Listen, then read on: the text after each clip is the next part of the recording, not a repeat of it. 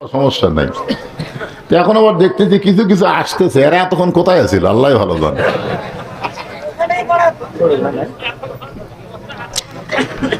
শোনেন, একজন ভাই বললেন আল্লাহ বলেছে। আল্লাহ কি বলেছেন? জালিকাল কিতাবু লা রাইবা ফি হুদাল লিল মুত্তাকিন। এই কোরআনের মধ্যে কোনো সন্দেহ, এই কোরআন পাইকারি হারে সবাইকে হেদায়েত দিবে না।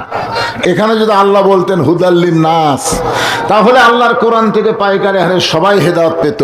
কিন্তু আল্লাহ হুদাল্লিন নাস না বলে হুদাল্লিল মুত্তাকিন বলে জানাই দিল, আল্লাহর কোরআন থেকে হেদায়েত পাবে তারা মুত্তাকি বান্দা বান্দি যারা। আমার কথা বুঝলেন? সবাই পাবে? পাবে না। কারণ আপনারা তো বসে থাকা উসুমে ওয়াজ শুনতেছেন, কিন্তু আবু জেহেল তো বসার টাইম পায়নি। আপনারা বলেন তো, আবু জেহেল নবী যখন কোরআন তেলাওয়াত করছে, সামনে থেকে শুনছে না পিছন থেকে? আলোতে না অন্ধকারে? ভালো মানুষের মতো না চোরের মতো?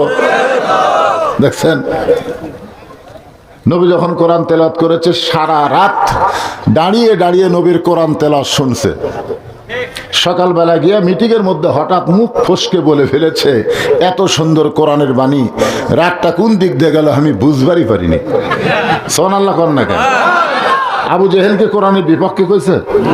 কোরআনের পক্ষে বলতেছে, এত সুন্দর কোরআনের বাণী, রাতটা কোন দিক দিয়ে গেল বুঝবার পারিনি। আমাদের বাংলাদেশে বহু মুসলমান আছে কোরআনকে সুন্দর কিতাব বলে, কোরআন থেকে বরকত নিতে চায়, সারা জীবন কোরআনের বিরুদ্ধচারণ করেছে। মরার পরে আমরা কিছু হুজুর আর রোহের মাগফিরাতে কোরআন শরীফ খতম দিয়ে খাই। জোরে কোন কথা ঠিক কিনা? আপনারা বলেন তো, যে লোকটা সারা জীবন কোরআনের বিরুদ্ধচারণ করলো, কোরআনের হক কথা বলবার দিল না, আর সেই লোকটা মরে গেলে আমরা কত হুজুর, সব হুজুর না, আমাদের কিছু হুজুর আছে না নাই, যাই বলে আই রে সেই দিকে যাই রে, বুঝা শোনা নাই রে। অনেক পাগড়িওয়ালা, টুপিওয়ালা, দাড়িওয়ালা হুজুর মিথ্যা আকীদার দোহাই দিয়া বাতিলের সঙ্গে আপোষ করতেছে। জোরে কোন কথা ঠিক কিনা? কথা বলে এরা কোন হুজুর? যাই বলে আই রে সেই দিকে যাই রে, বোঝা শোনা নাই রে। কেউ ডাকলেই সেদিকে যাওয়া যাবে না, আগে জানতে হবে ডাকটা আসল না নকল। জোরে কোন কথা ঠিক কিনা? এখন নেতা মরে গেছে, আমরা কতগুলো হুজুর যা 3 খতম কোরআন পড়ে দোয়া করতেছে, আল্লাহ যা সওয়াব হলো, যে মরে গেছে আর রুহে আল্লাহ তুমি কবুল করো। তো ফেরেশতারা বলতেছে, আল্লাহ কি হবে? আল্লাহ বলতেছেন, মরা মানুষের জন্য আমি কোরআন পাঠাইনি, কোরআন হলো জীবিত মানুষের হেদায়েত। জোরে কান সুবহানাল্লাহ। অনুনাজ্জিলু মিনাল কুরআনি মা হুয়া শিফাউ ওয়া রাহমাতুল লিল মুমিনিন।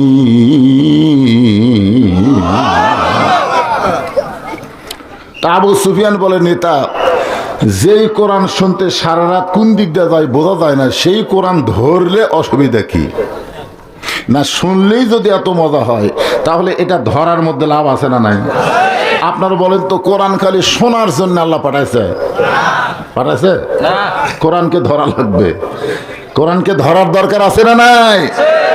আমরা সব কিছুই তো দেখলাম, সব কিছু আমরা দেখেছি 54 বছরে, সব দেখা হলো শেষ। আগামীতে দেখবো আল্লাহর কোরআনের বাংলাদেশ।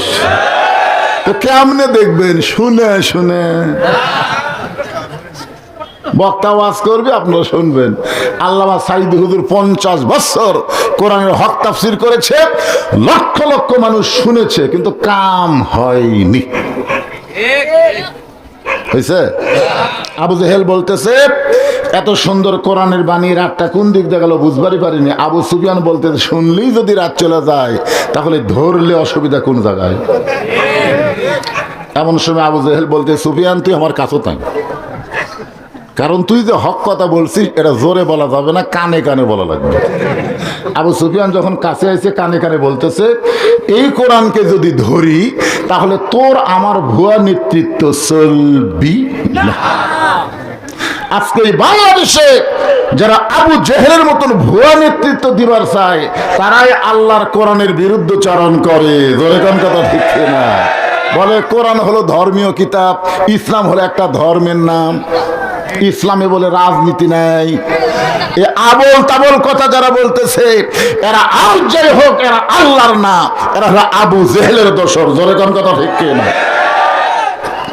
আজকে যারা আমার সামনে বসেছেন আপনার কি কোরআন খালি শুনবেন না ধরার নিয়ত আছে? মাশাআল্লাহ, এটা ধরবার গেলেও ঠেলা আছে জানেন। আপনি দৌড়ে এসে কিন্তু ধরতে পারবেন না। এটা ধরবার গেলে আল্লাহ বলেছেন লা ইয়ামাসসুহু ইল্লাল মুতাহহারুন, ততক্ষণ পর্যন্ত তুমি কোরআন স্পর্শই করতে পারবা না যতক্ষণ তুমি পবিত্র না হবা। যেই কোরআন ধরতে গেলে পবিত্র হতে হয়, সেই কোরআনকে যদি আমাদের বাংলাদেশ চলে, এ বাংলাদেশ কেমন হবে বাংলার মুসলমানের একটাবার দেখার দরকার আছে না নাই? আমি আজকে আপনাদের ওয়াজ শোনাবো না, আজকে আপনাদেরকে আল্লাহর কোরআন দেখাবো। কারা কারা কোরআন দেখবেন দুই হাত তুলে একটু আল্লাহকে দেখান তো দেখি। হাত একটু টান টান করে তোলে, হাত নামান, হাত নামান। আল কোরআনের আলো সংসদে জালো লিল্লাহি তাকবীর। হ্যাঁ, তাকবীর দিবেন মরদের মতন, কারণ তাকবীরে খুশি হচ্ছে আল্লাহ, বেজার হচ্ছে শয়তান। আমাদের বাংলাদেশে যেই দলের মধ্যে তাকবীর নাই বুঝবেন ওই দল হলো পুরোপুরি শয়তানের দল। ধরে কোন কার দল? এখন আপনারা আগামীকাল হিসাব করবেন কোন দলের তাকবীর আছে কোন দলের নাই। আল্লাহ রাসূল বলেছেন তিনটা তাসবিহ যার জবান থেকে অনায়াসে বের হয় বুঝবেন সে যত বড়ই পাপী হোক না কেন মৃত্যুর সময় ঈমান তার নসিব হয়ে যায়। কয়টা তাসবিহ? তার মধ্যে একটা হলো সুবহানাল্লাহ, একটা হলো আলহামদুলিল্লাহ, আর একটা হলো আল্লাহু আকবার। তবে রাসূল বলেছেন সুবহানাল্লাহ আলহামদুলিল্লাহ যদি সারা জীবন বলে শয়তান বেজার হয় না, আল্লাহ খুশি হয়। আপনি যদি সুবহানাল্লাহ আলহামদুলিল্লাহ সুবহানাল্লাহ আলহামদুলিল্লাহ বলেন তাহলে শয়তান বেজার হয় না, আল্লাহ খুশি হয়। আমার কথাকে বুঝলেন? আর আল্লাহু আকবার যখন বলবেন তখন আল্লাহ খুশি হয়, শয়তান বেজার হয়। যত জোরে তাকবীর দিবেন রাসূল বলেছেন শয়তান তত জোরে দৌড় মারে। তাকবীর যদি পাওয়ারফুল হয় শয়তানের পিছন দিয়ে বাতাস বের হয়। জোরে কোন কি বের হয়? তো আজকে আপনারা শীতের রাত, শয়তানের পাশা দিয়ে বাতাস বের করার দরকার আছে না নাই? তো গলা খাকারি দেন তো দেখি মর্দের মতন। আপনারা এটা মনে করেন না যে আমি বক্তা বুড়া বুড়া ওয়াজ, তা না। বক্তা বুড়া হতে পারি কিন্তু ওয়াজ হবে চ্যাংড়া ওয়াজ। আমার কথা বুঝলেন? তাকবীর দেন সাইজ মতো। লিল্লাহি তাকবীর। এইবার বোঝা গেল বক্তা একলা নাই, বক্তার সামনে লোক আছে, আছে না নাই? হ্যাঁ। এখন আসেন যে আয়াতে কারিমা তেলাওয়াত করেছি সে আয়াতকে নিয়ে আপনাদের সামনে আলোচনা। এখানে আল্লাহ বলতেছেন ইয়া আইয়ুহাল্লাযীনা আমানুত্তাকুল্লাহা হাক্কা তুকাতিহি ওয়া লা তামুতুন্না ইল্লা ওয়া আনতুম মুসলিমুন। নবী হিজরত করে যখন মদিনায় গেলেন, হিজরির ৮ম বৎসরে মাত্র ৮ বছর পরে ১০,০০০ সাহাবী নিয়ে নবী মক্কা বিজয় করলেন। আপনারা বলেন তো মক্কার ইসলাম আর মদিনার ইসলাম দুইটা কি এক? আল্লামা সাইদি হুজুর মক্কার ইসলাম বাংলাদেশে তিনি যথেষ্ট করেছেন, আমরা বলবো করে নাই তা না, তিনিই হচ্ছেন আমাদের ওস্তাদ। তিনার দেখানো পথেই শিখানো পথেই তো আমরা তাফসীর করি। আমার কথাটা বুঝলেন? হ্যাঁ, কিন্তু ওনাকে অবমূল্যায়ন, উনি যে কি সেটা তো বাংলার প্রত্যেকটা মানুষ জানে, জানে কে জানে না। আর ওনাকে সর্বদলীয় মানুষ বাংলাদেশের সবাই কিন্তু ভালোবাসতো, কিছু কিছু মুনাফিক ছাড়া। জোরে কোন কথা ঠিক কি? ভাইজান যেটা বলেছেন আমি ওনার কথাই মেনে নিলাম, অসুবিধা নেই, আলহামদুলিল্লাহ। কারণ উনি হচ্ছেন আমাদের ওস্তাদ, উনি হচ্ছেন আমাদের শায়েখ। ওনার জন্য আমরা সবসময় দোয়া করতাম। এক মাহফিলে আমি ওনার নাম ধরে দোয়া করার পরে ওখানকার সভাপতি সাহেব খুব খেপে গেছিল, ইউটিউবে দেখবেন সে ওয়াজটা আছে, খুবই খেপা। যা আপনি আল্লামা সাইদি হুজুর, আল্লামা তো কয়নি, সাইদি সাহেবের নাম নিয়ে দোয়া করলেন কেন? আমি পর থেকে বলেছিলাম আমার যত অধীনস্থ বক্তা আছে যে আমরা অ্যাঙ্গেলে মার দেবো, দোয়াইলা সাবিলি রব্বিকা বিল হিকমা। এখন থেকে ওনার দোয়া হবে কোরআনের পাখি হিসাবে। জোরে কোন কথা ঠিক কিনা? আর ধরবার কেউ পারে নাই। আমরা সবাই জানি জেলখানার মধ্যে উনি পরিপূর্ণ সুস্থ ছিল। যেদিন উনি জেলখানা থেকে হাসপাতালে যাচ্ছেন একটা জান্নাতি হাসি বাংলার মুসলমানকে দেখায় দিয়েছেন। জোরে কোন কথা ঠিক কিনা? এরপরে ওনাকে হাসপাতাল নিয়ে গিয়ে চিকিৎসার নামে যে হত্যা করেছে এ কথা বাংলার প্রত্যেকটা মুসলমান বিশ্বাস করে। ধরে কারণ ঠিক কিনা? অবশ্যই ওনার কথা অবশ্যই আলোচনায় থাকবে। উনি হচ্ছেন বাংলাদেশের একমাত্র কোরআনের তাফসীরকারক, যিনি কোরআনকে ওয়াজকে তাফসীর আকারে জনগণের সামনে প্রচার করেছেন। আয়াতে কারিমা তেলাওয়াত করেছি আর একবার স্মরণ করার জন্য। কোরআনের আয়াত যতবার পড়বো ততবার লাভ হবে না লস হবে? আল্লাহ কোরআনে বলেন, ইন্নামাল মুমিনুনা আল্লাযীনা ইযা যুকিরাল্লাহু ওয়াজিলাত কুলুবুহুম ওয়া ইযা তুলিয়াত আলাইহিম আয়াতুহু যাদাতুহুম ঈমানাও ওয়া আলা রাব্বিহিম ইয়াতাওয়াক্কালুন। এই আয়াতের অর্থ হলো কোরআন তেলাওয়াত করলে ঈমান বাড়ে না কমে? তাহলে একবার আমরা শুনছি আর একবার শুনবো। ইয়া আইয়ুহাল্লাযীনা আমানুত্তাকুল্লাহা হাক্কা তুকাতিহি ওয়া লা তামুতুন্না ইল্লা ওয়া আনতুম মুসলিমুন।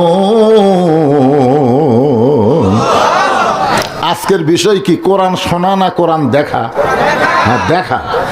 সারা জীবন তো বহু শুনলাম, আজকে একটু দেখা যাইতো আসলে এই কোরআনটা কি। দেখার দরকার আছে না নাই? আয়াতে কারিমার শুরুতে আল্লাহ বললেন, যারা আমাকে বিশ্বাস স্থাপন করেছো, ঈমানদারকে লক্ষ্য করে আল্লাহ বললেন। এই ঈমান সম্পর্কে সাহাবীরা নবীকে প্রশ্ন করলেন, ইয়া রাসূলুল্লাহ, ঈমান সম্পর্কে আমরা একটু জানবার চাই। তখন আল্লাহ রাসূল বললেন, ইকরার বিল লিসান, তাসদীকু বিল জানান, আমল বিল আরকান। এরই নাম হলো ঈমান। এক কথাই রাসূল বলেন নাই, রাসূল এখানে তিনটা কথা বলেছে। জবানে বলতে হবে লা ইলাহা ইল্লাল্লাহ, শুধু জবানে বললে হবে না, এইটা কলিজার মধ্যে জায়গা দেওয়া লাগবে।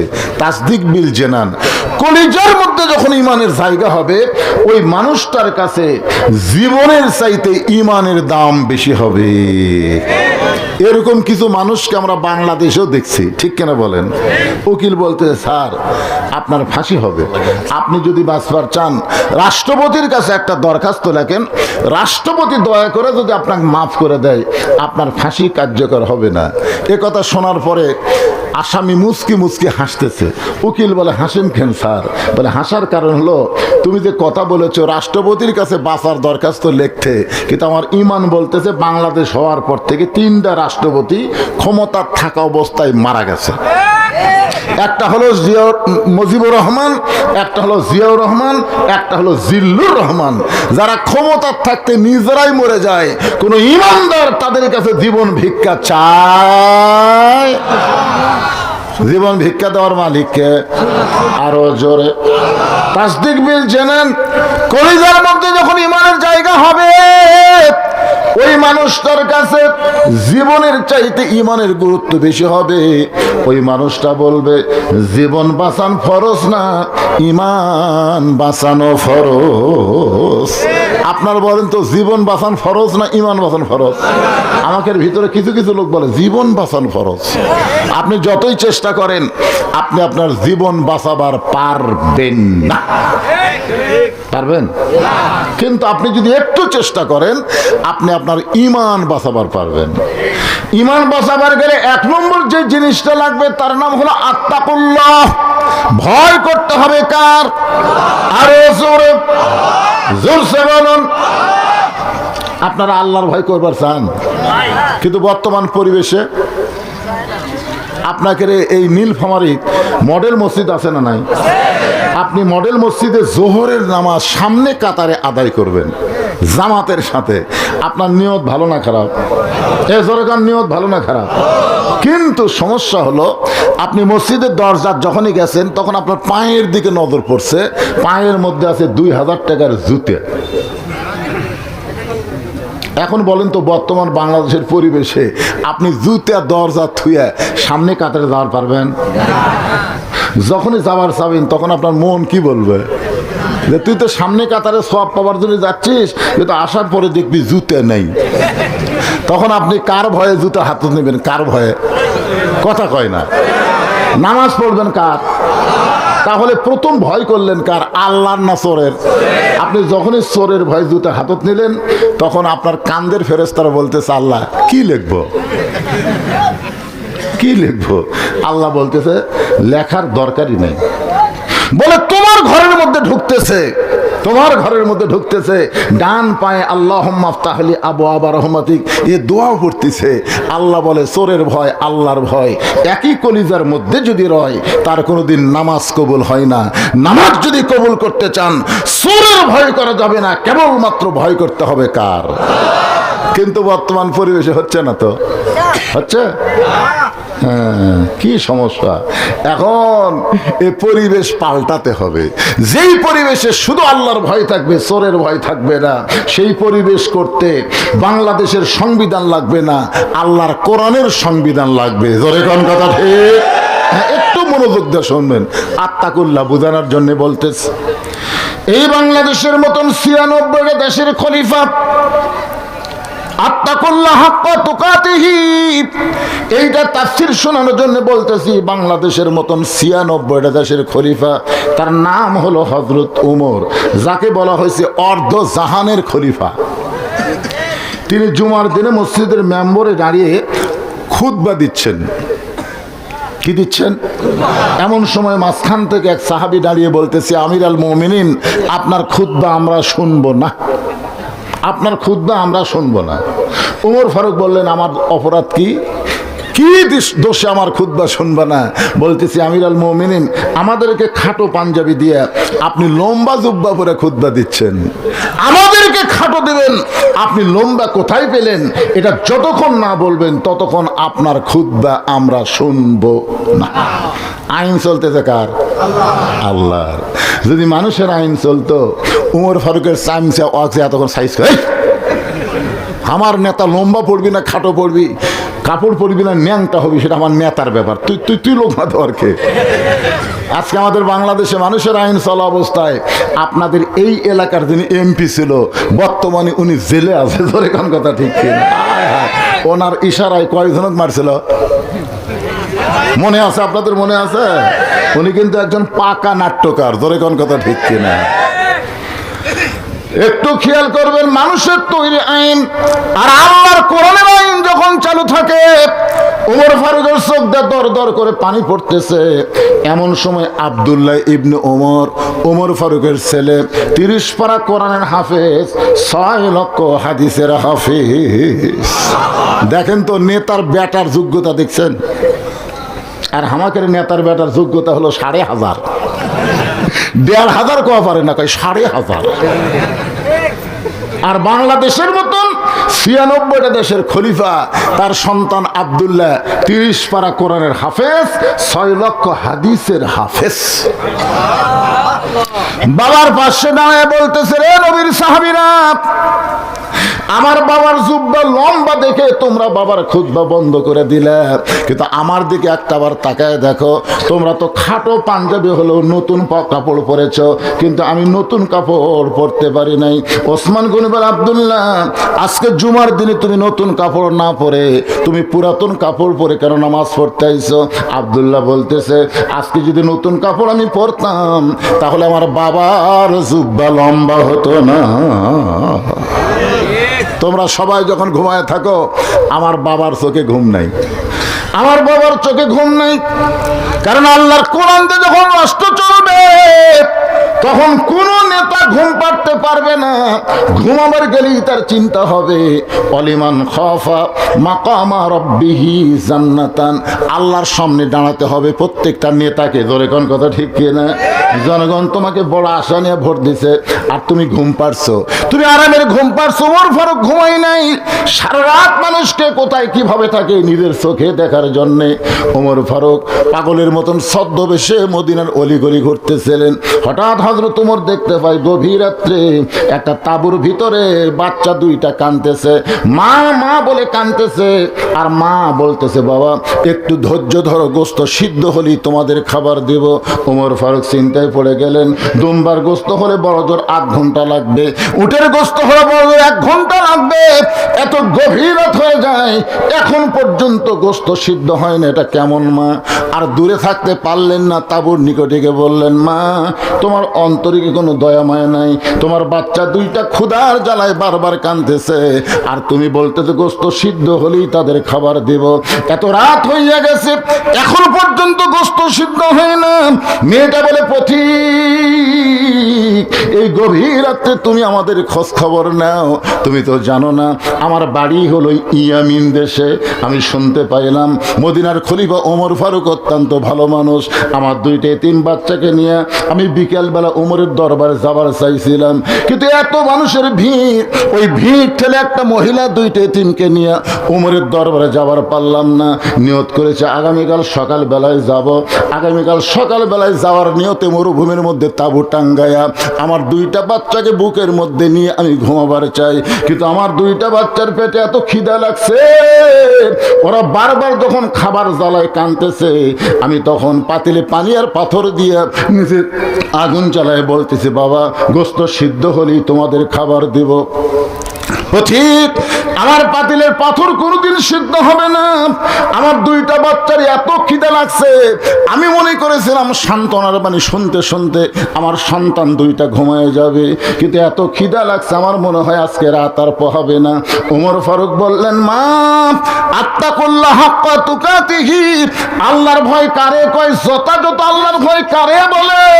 ওমর ফারুক বললেন, মা তুমি আর খামাখা ওই পানি পাথর সিদ্ধ না করে তুমি তোমার 2টা বাচ্চাকে সান্ত্বনা দাও আর একটু ধৈর্য ধরো। এই কথা বলে এক দৌড়ে বাইতুল মালের দরজায় চলে আসলেন। আসলাম সঙ্গে সঙ্গে আসলাম দরজা খুলে দেয়। ওমর ফারুক বললেন, খাবার একটা বস্তা আমার মাথায় উঠে দাও। আসলাম বলতেছি, আমির আল মুমিনিন, আপনি হলেন আমির, আমি হলাম চাকর, কোথায় বস্তা নেওয়া লাগবে হুকুম দেন, আমি মাথায় করে আপনাকে পৌঁছায় দিব। ওমর ফারুক বলে, আসলাম রে, একজনের পাপের বোঝা আর একজন মাথায় নেয় না, দে আমার মাথায় উঠায় দে। আসলাম কি করবে? উলিল আমরি মিনকুমকে মানতে গিয়া ওই খাবার বস্তা ওমর ফারুকের মাথায় উঠায় দিলেন। ওমর ফারুক বস্তা মাথায় নিয়ে এত জোরে দৌড় শুরু করলেন। আসলাম বলতেছে, আমির আল মুমিনিন, আপনি পড়ে যাবেন, আপনার কষ্ট হবে। ওমর ফারুক বলে, আসলাম রে, নির্দিষ্ট সময়ে যদি তাঁবুতে পুষতে না পারি তাহলে ওমরকে আল্লাহ জাহান্নামের আগুনে পুড়ায় ফেলবে। আল্লাহর ভয় কারে কয়? ওমর ফারুক তাঁবুর নিকটে এসে বললেন, মা তোমার 2টা সন্তান কি জীবিত আছে? মহিলা বলতেছে, এখন পর্যন্ত জীবিত আছে। ওমর ফারুক বললেন, তাহলে রুটি আর হালুয়া তৈরি করো। এবার মেয়েটা রুটি আর হালুয়া তৈরি করে ওমর ফারুকের হাতে যখন দেয়, ওমর ফারুক 2টা বাচ্চাকে 2 উরাতের মধ্যে বসায়া রুটি সে হালুয়া যখন মুখের মধ্যে দেয়, ওমরের চোখ দিয়ে দর দর করে পানি পড়তেছে। 2টা বাচ্চার চোখের পানি মুছে দিয়ে বলে, কে গো আপনি? আজকে গভীর রাত্রে আমাদের বাবার মতন দরদ নিয়ে আমাদের মুখের মধ্যে খাদ্য তুলে দেন, আপনি কে গো? কি আপনার পরিচয়? ওমর কান্দার বলে, আল্লাহ এই অধমকে জাহান্নামের আগুন থেকে তুমি বাঁচায় দাও। মহিলা বলতে, পথিক ভালো মানুষের গল্প শুনেছি, কিন্তু মানুষ এমন ভালো হয় কোনোদিন কল্পনা করি নাই। আল্লাহ যদি ওমরকে মদিনার খলিফা না বানায়া তোমার যদি মদিনার খলিফা বানাই, তো আমি মা হইয়া বলতেছি মদিনা যেন আল্লাহর জান্নাত হয়ে যেত। আব্দুল্লাহ বলতেছে, সাহাবীরা রে, তোমরা সবাই যখন ঘুমাও তখন চুপি চুপি আমার বাবা আমার ঘরের দরজায় দাঁড়িয়ে বলতেছে, আব্দুল্লাহ আব্দুল্লাহ। আমি আব্দুল্লাহ দরজা খুলে দেখি বাবার হাতে একটা পাঞ্জাবি। আমি বললাম, বাবা বাইতুল মাল থেকে আমার একটা পাঞ্জাবি দিচ্ছে, আপনি গভীর রাত্রে আর একটা দিবার আইছেন, নেতার বেটা হওয়ার মধ্যে লাভ আছে। বাইতুল মাল থেকে একটা পাঞ্জাবি আমার দিচ্ছে বাবা, আপনি গভীর রাতে আর একটা দিবার আইছেন। সঙ্গে সঙ্গে ওমর ফারুক আল্লাহর কোরআন থেকে তেলাওয়াত করলেন, ইন্নাল্লাহা ইয়ামুরুকুম আন তুআদ্দুল আমানাতি ইলা আহলিহা ওয়া ইযা হাকামতুম বাইনান নাস আন তাহকুমু বিল আদল। আল্লাহু আকবার। ওমর ফারুক কোরআনে আয়াত তেলাওয়াত করে বলে, আব্দুল্লাহ তুই একটা পাঞ্জাবি পাইছিস, আমি তোকে আর একটা দিবার আইছি, এই পাঞ্জাবিটা আমার ভাগে পড়ছে।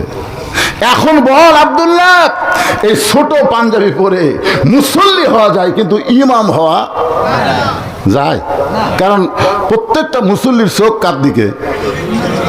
আমাকে একজন মোবাইল করে বলতে, হুজুর ইমামের দাড়ি যদি এক মুষ্টির নিচে হয় তার পাশে কি নামাজ হবি? আমি বললাম, ভাই এক মুষ্টি কি দিয়ে মাপলেন? কারণ হুজুর আমি দূর থেকে হাত দিয়ে আন্দাজ করে দেখছি দাড়ি এক মুষ্টির ছোট। আমি বললাম, আপনার দাড়ির খবর কি? আমার নাই হুজুর। আপনার নাই তাই বলে আমার নাই তাই বলে ইমামের থাকা লাগবে না। যেই বাংলাদেশে ইমামের দাড়ি মুসল্লি মুড় দিয়ে মাফে, আর সেই বাংলাদেশে সালাউদ্দিন, ধরে কোন কি উদ্দিন? সালাউদ্দিন দাড়ি চাষা এক মানুষকে জাতীয় ইমাম কইছে। ধরে কোন কথা ঠিক কি না? কে রে এতই সোজা? জাতীয় নেতা কও কেউ কিছু বলবে না, কিন্তু জাতীয় ইমাম বলবার গেলি মানুষ কিন্তু ট্রল করবে। ধরে কোন কথা ঠিক কি না? কারণ ইমামের দিকে সবার নজর আছে না নাই? কথা কন না কেন ভাই, নজর নাই? তাই বলে আপনারা ফাঁক পালেন নাকি যে আপনাকে দাড়ি রাখা লাগবে না?